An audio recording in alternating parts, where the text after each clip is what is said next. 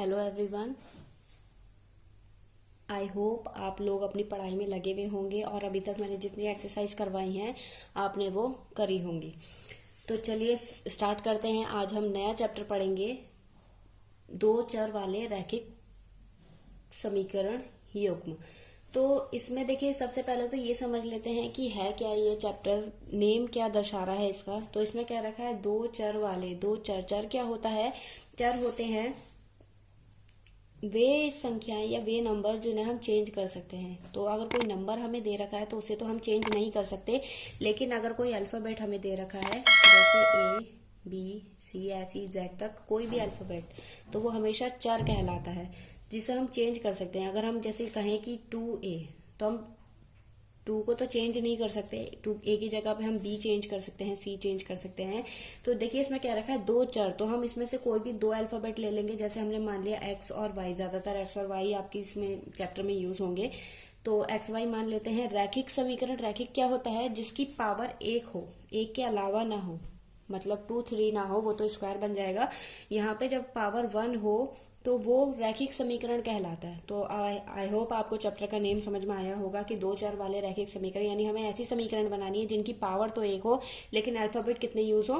दो यूज हो। तो चलिए शुरुआत करते हैं।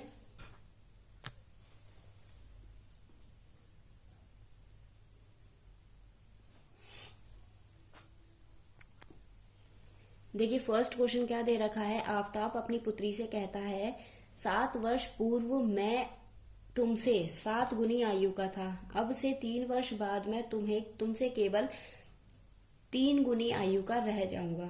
देखिए आयु वाले जो क्वेश्चन होते हैं वो सबसे ज्यादा इजी होते हैं।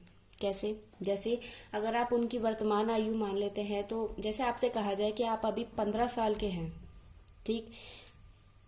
तो अगर पूछा जाए आपसे कि आप 5 वर्ष पूर्व कितने साल के थे, यानी 5 वर्ष पहले आप कितने साल के थे, तो आप क्या बताएंगे?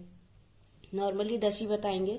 तो कैसे बताया आपने? अपनी एज को 5 साल पहले ले जाकर, ठीक। तो देखिए शब्दों पे ध्यान दीजिएगा कि जब मैंने पूछा 5 वर्ष पूर्व, ठीक, या फिर ये पूछा कि जैसे 5 वर्ष पूर्व या 5 वर्ष पहले,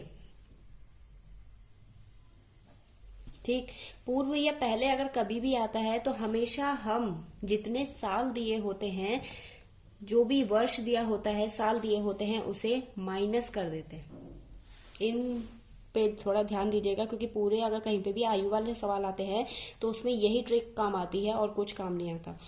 यहाँ पर देखिए पूर्व और पहले आ गया तो माइनस कर दिया। अब अगर आपसे पूछा जाए कि 5 वर्ष पश्चात या 5 वर्ष बाद, क्या यूज करा मैंने? पश्चात या बाद। अगर 5 वर्ष बाद या पश्चात आता है, जैसे आपसे पूछा जाए कि अभी तो आपकी 15 वर्ष थी जो अभी मैंने डिसाइड करी थी, मतलब सोचा था, अब 5 वर्ष बाद आपकी आयु कितनी होगी, तो आप क्या करेंगे? कहेंगे कि हाँ मैम हमारी अभी तो 15 है, 5 साल बाद 20 हो जाएगी। तो आपने क्या करा? 20 यानी प्लस करा है, ठीक। तो ये चीज आपको बस ये दो चीजें याद रखनी है, सवाल गलत नहीं होगा आपका। 5 वर्ष पूर्व, अब सॉरी, पूर्व पहले ये बात की जाती है तो माइनस, और पश्चात और बाद बात की जाती है तो माइनस। बस ये चीज याद रखेंगे, आपका सवाल कभी गलत नहीं होगा। अब देखिए सवाल शुरू करते हैं। क्या दे रखा है? सबसे पहले जैसे जैसे क्वेश्चन कह रहा है वैसे वैसे करते जाएंगे हम। पहले तो इनकी वर्तमान आयु मान लेंगे।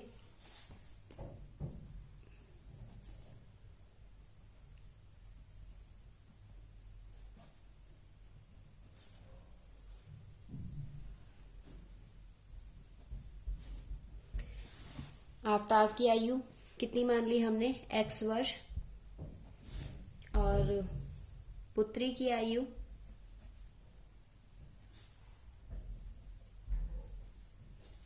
Y वर्ष, ठीक। अब इसके बाद जैसे इसमें कह रखा है, सबसे पहले कंडीशन क्या दे रखी है कि 7 वर्ष पूर्व, पूर्व है, देखिए पूर्व यूज करा है तो क्या होगा? माइनस ही होगा। और साल कितने दे रखे हैं हमें? 7 साल। अब 7 वर्ष पूर्व मैं तुमसे 7 गुनी आयु का था, तो सबसे पहले तो इनकी 7 वर्ष पूर्व की आयु निकालनी पड़ेगी। कैसे निकालेंगे? यहाँ पर लिखेंगे 7 वर्ष पूर्व आयु, तो यहाँ आफताब की आयु, क्योंकि ये जो है अभी हमारी वर्तमान की आयु है, जैसे इस टाइम आप हैं, ठीक, आपसे पहले पूछा जा सकता है, बाद पूछा जा सकता है, लेकिन प्रेजेंट की आयु भी तो आपकी होनी चाहिए ना। वही चीज हमने यहाँ पे करी है, सबसे पहले प्रेजेंट आयु मान ली। अब 7 वर्ष पूर्व चलेंगे।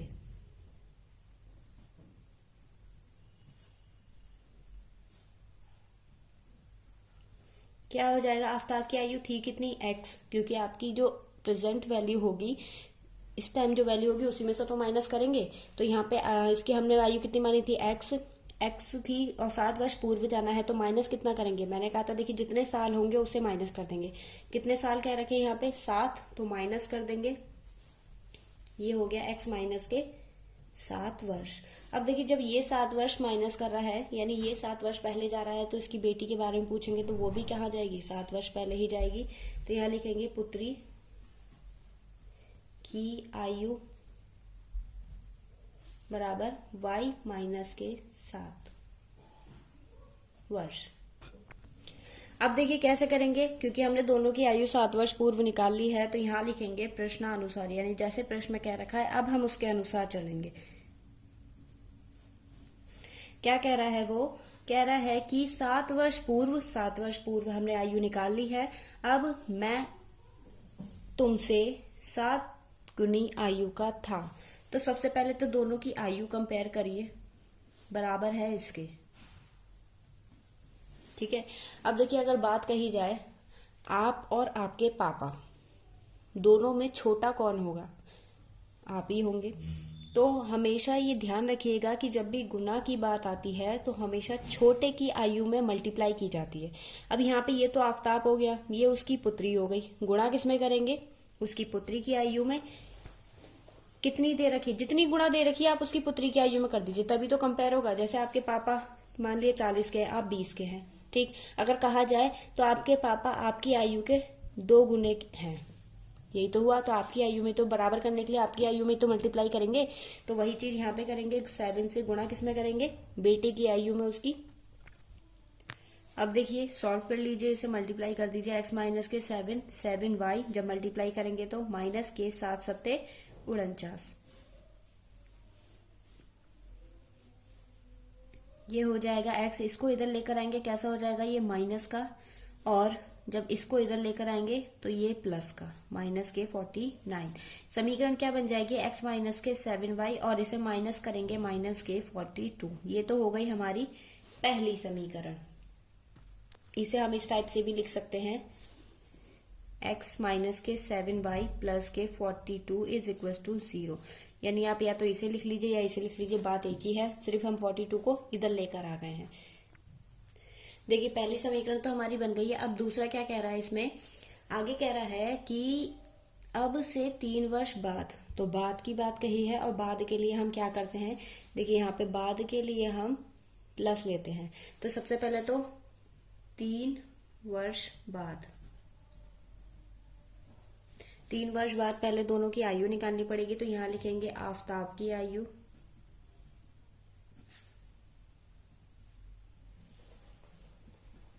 कितनी हो जाएगी, x प्लस 3, ठीक है। अब ऐसी ही पुत्री की आयु कितनी हो जाएगी,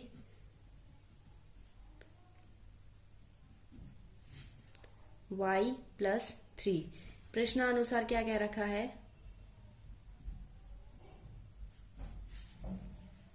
दोनों को कंपेयर कर लेंगे पहले, उसके बाद पढ़ते हैं।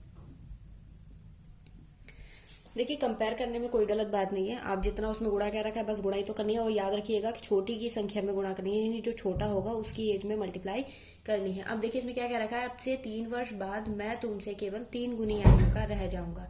तो 3 गुनी आयु का किसका रह जाएगा, पुत्री की, मल्टीप्लाई कर दीजिए, x प्लस के 3 is equal to 3y plus 9। ले आइए इधर सबको, x माइनस के 3y, और ये क्या हो जाएगा, ये इधर जाएगा 9 माइनस के 3, ये x माइनस के 3y इज इक्वल टू 6। ये हो गई समीकरण 2। तो ये हमारी समीकरण तो आ गई, लेकिन उन्होंने क्या रखा है, ज्यामितीय निरूपण करना है इसका। फिलहाल तो आंसर यही है, क्योंकि समीकरण हमारी बन चुकी हैं, लेकिन ग्राफिकल रूप से कैसे दिखाना है वो देख लेते हैं जल्दी से। देखिए ज्यामितीय निरूपण करने के लिए हमें क्या करना पड़ेगा,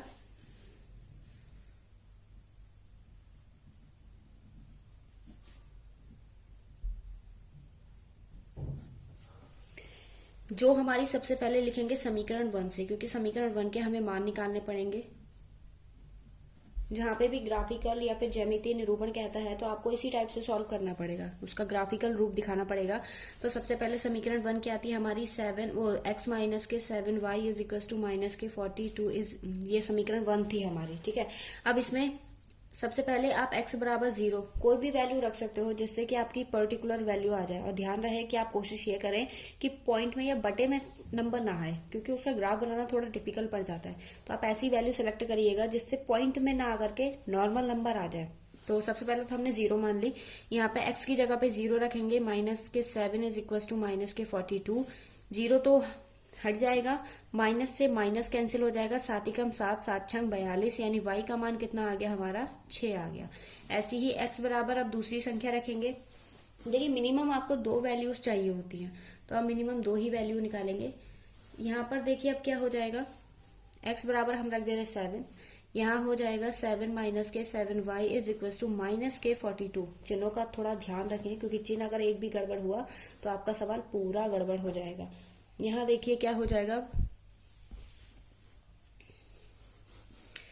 7y तो ऐसे ही रहेगा, इसको हम इधर लेके जाएंगे, माइनस के 42 माइनस के 7 हो जाएगा। अब माइनस के 7y is equal to minus के 49, माइनस से माइनस कैंसिल, 7 ही कम 7, 7 7 49, यानी y इज इक्वल टू कितना आ गया, 7। हमें 2 मान मिल गए हैं एक ही समीकरण। देखिए 2 मान कौन से मिले, जब हमने x बराबर 0 रखा था y का मान 6, और x बराबर 7 रखा तो y का मान भी हमें क्या मिला है, 7 ही मिला है, और दोनों हमें प्लस के मिले हैं। अब देखिए दूसरी समीकरण क्या आती है, यहाँ लिखेंगे समीकरण 2 से। क्या आती है हमारी दूसरी समीकरण,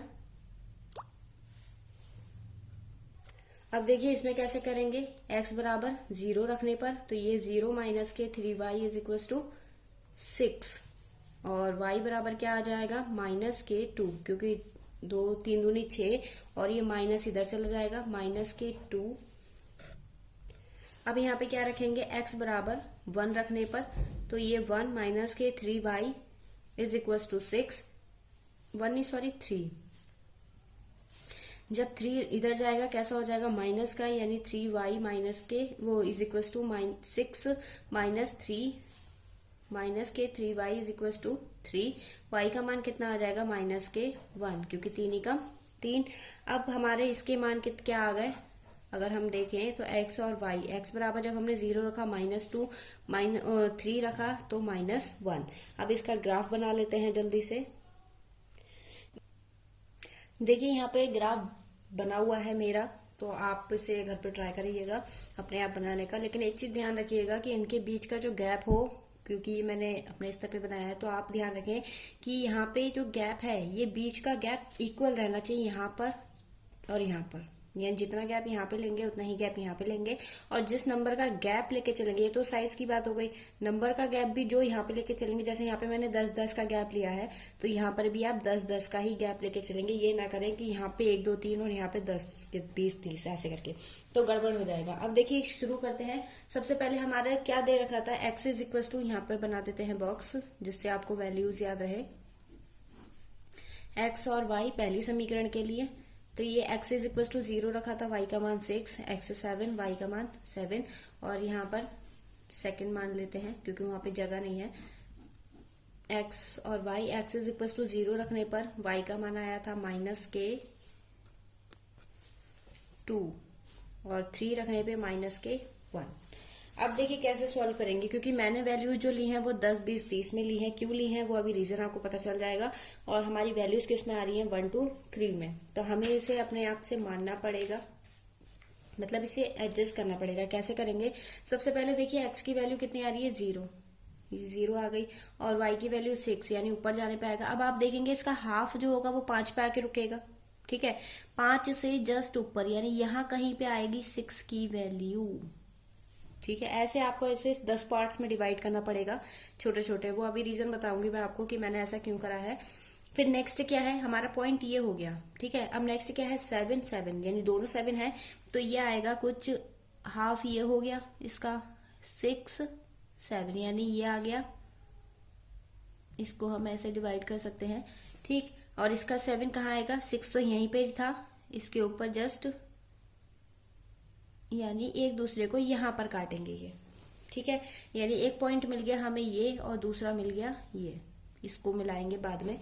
नेक्स्ट क्या है हमारा, x is equal to 0, y is equal to minus के 2। तो x is equal to 0, y is equal to minus के 2, यानी यहाँ पे,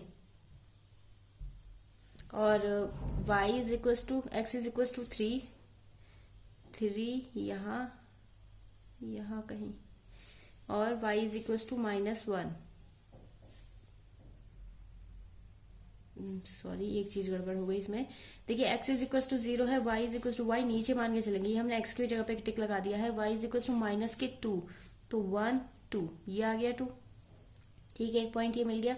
फिर नेक्स्ट क्या है, x इज इक्वल टू 3, तो 3 तो हमारा ये है, ये, हाँ यही है। फिर y इज इक्वल टू, इसे नीचे ले आते हैं क्योंकि माइनस में आ रही है value, y is equal to 1, तो ये आएगा यहाँ पे, काटेगा, ठीक। अब इसकी लाइन कैसे खींचेंगे, क्योंकि थोड़ी आप इसका थोड़ा गैप और बढ़ा सकते हैं ताकि आपका गड़बड़ ना हो। मैंने एक ही उसमें बनाने की वजह से इसे थोड़ा छोटा ही बनाया है। अब इसे लाइन कैसे खींचेंगे, जैसे ये आ गया, इस वाले पॉइंट को और इस वाले पॉइंट को लेके चलेंगे, इनसे मिलती हुई एक लाइन खींच देंगे, ठीक है। ऐसे ही इसका, इसमें क्या होगा, देखो ध्यान से देखिएगा, ये और ये वाला पॉइंट मिल रहा है हमें, तो हम इसको काटेंगे,